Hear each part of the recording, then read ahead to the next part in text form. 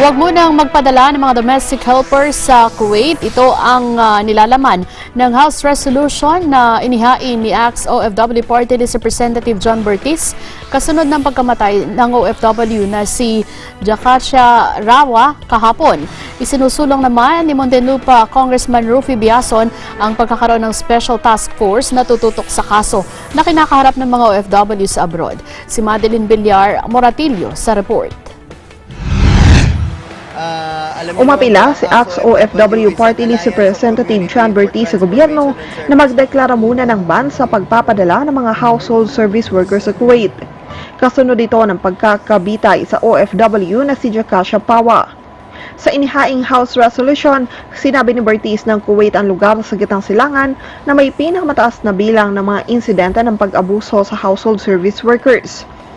Bukod sa mga pag-abuso, daan-daan pang distressed OFWs ang nananatiling stranded sa shelter ng Philippine Embassy sa Kuwait at migrant worker shelter na pinatatakbo ng Kuwaiti government.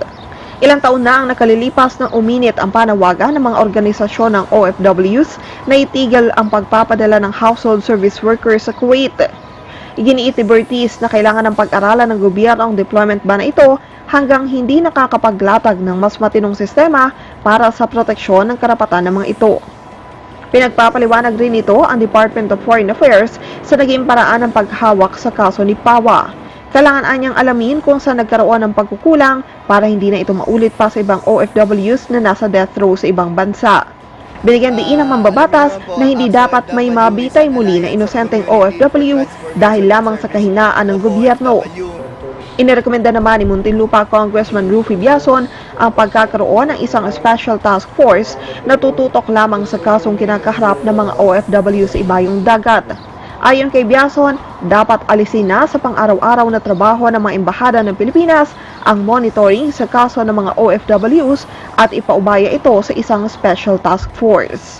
Para sa Eagle News, Madeline Villar Moratillo, NM1 with 25.